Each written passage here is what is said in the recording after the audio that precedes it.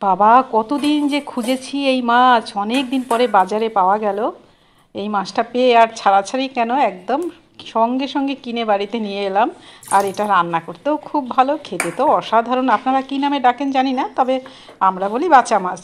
অনেকভাবেই রান্না করা যায়, যেমন সর্ষে দিয়ে করা যায় এটাকে, কাঁচা লঙ্কা দিয়ে করা যায়, তারপরে ধরুন শুকনো লঙ্কা দিয়ে করা যায়, বা পেঁয়াজ রসুন দিয়েও করা যায়। তো আজকে আমি রান্না করছি এটা বেগুন দিয়ে। তো প্রথমে সেই ধুয়ে বেছে জল ঝরিয়ে রাখা মাছগুলোকে নুন হলুদ মেখে রাখছি, যেরকম আমরা রাখি আর কি রান্নার আগে।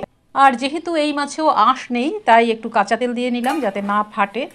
যদিও এই মাছটা খুব বেশি ফাটে না, যেরকম আর মাছ ফাটে বা শিঙ্গি মাছ, এই মাছটা কিন্তু কম ফাটে, তবুও সাবধানতার জন্য দিয়ে নিলাম। এভাবে মাখা অবস্থায় ওই জাস্ট 5-10 মিনিট ঢাকা দিয়ে রেখে দেবো। এইদিকে আমার রান্নার সব জোগাড়যন্ত্র করা হয়ে গেছে, আমি রান্নাটা বসিয়ে দিচ্ছি।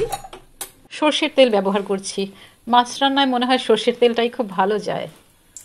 আবার অনেক সময় আমাদের এরকম হয় যে সর্ষের তেল থাকে না, ফুরিয়ে যায়, তো সেক্ষেত্রে বাড়িতে যদি অন্য কোনো কুকিং অয়েল থাকে তা ব্যবহার করলেও চলে যাবে। এই যে ধোয়া বের হচ্ছে, তেলটা খুব ভালো করে কিন্তু গরম হওয়া চাই। গরম হয়ে গেছে, আমি এবার মাছগুলোকে এক এক করে ভেজে নিচ্ছি। অন্যান্য মাছের মতো বাঁচা মাছেও আছে অনেক স্বাস্থ্যসম্মত উপকারিতা। কি আছে তার মধ্যে? বাঁচা মাছ খেলে শুনেছি হার্ট নাকি খুব ভালো থাকে। তাছাড়া এই মাছ খেলে আপনার স্কিন খুব ভালো থাকবে, এবং একেবারে চুল এইরকম যেরকম এই মাছগুলো ঝকঝকে হয়, চুলটাও নাকি শুনেছি ওরকম ঝকঝকে হয় মাঝে মধ্যে এই মাছ খেলে। খেয়ে দেখতে পারেন।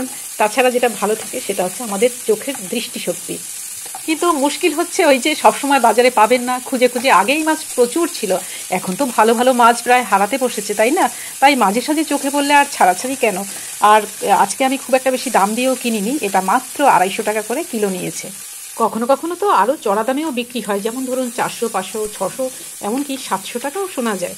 আর আজ আমার ক্ষেত্রে যেটা হয়েছে, আমি একটু বেলায় বাজারে গেছি, তো তখন মাছওয়ালারা সব পালাই পালাই যে কটা আছে ছেড়ে দেয় এরকম। আমাকে খুব সাদাসাদি করলো, আমি বললাম কত? বললো 300 টাকা। তো আমি তো 300 টাকা শুনে একটু চুপ করেছিলাম, তারপরে উনি ভেবেছে হয়তো আমার দামটা পছন্দ হয়নি, উনি বললো ঠিক আছে 250 টাকা করে দিন, নিয়ে যান। তাহলে ঠিক আছে দিয়ে দিন। এখন আমি ভাবছি যে বেচারা মাছওয়ালা কি সঠিক দামের জানে না কি, কি জানি দিল কেন। তারপরে ভাবছি হয়তো পচা টচা হবে, কিন্তু না, বাড়ি এসে দেখি মাছগুলো বেশ টাটকা। আর এখন যা দিনকাল, কেউ যদি ভালোবেসে ভালো কথা বলতে আসে, আমরা কিন্তু সন্দেহর চোখে দেখি তাকে, ভাবি কি না কি বাবা। যেমন ধরুন আমি যখন একা থাকি, কোনো ট্যাক্সিওয়ালাকে বলি যাবে ভাই কত, সে যদি খুব ভালো বিহেভিয়ার করে, তখন আমি ভাবি কি জানি বাবা অজানা পথে নিয়ে যাবে না তো, কোনো মতলব নেই তো, এই সব আর কি। লোককে আর বিশ্বাস করতে পারি না, কীরকম যেন বিশ্বাসটা হারিয়ে ফেলেছি। কিন্তু বিশ্বাস হারানোও খারাপ, বিশ্বাস করতে হয়। তাহলে যা ফোড়নে দিলাম, জিরে ফোড়ন দিলাম, আর কালো জিরে ফোড়ন দিলাম, মানে সাদা জিরে, কালো জিরে, আর একটা তেজপাতা। তার মধ্যে কেটে রাখা বেগুন দিয়ে দিলাম। আলাদা করে আর বেগুনগুলো ভাজলাম না, একটুখানি নুন ছেড়ে দিলাম। আপনারা যদি পরিপাটি করে খেতে চান তাহলে বেগুনগুলোকে আগে তেলে ভেজে নেবেন নুন হলুদ মাখিয়ে। আর কাঁচা লঙ্কা পরিমাণ মতো দিয়ে দিলাম। আমি যেরকম ঝাল খাই আর কি সেরকম পরিমাণ দিয়ে দিলাম, আমি একটু বেশি ঝাল খেতে পছন্দ করি। আপনারা চাইলে কম দিতে পারেন। এটা কিন্তু অর্ধেক কাঁচা লঙ্কা অর্ধেক শুকনো লঙ্কা দিয়েও রান্না করা যায়, তবে আজকে আমি টোটালি কাঁচা লঙ্কা দিয়েই সব রান্না করছি। এইবার ভাজা মাছগুলো দিয়ে দিচ্ছি। মাছগুলোকে একটু সুন্দর করে পেতে বসিয়ে দিই, দেখতে একটা ভালো লাগার তো কথা আছে নাকি। আর জল ঢেলে দিলাম।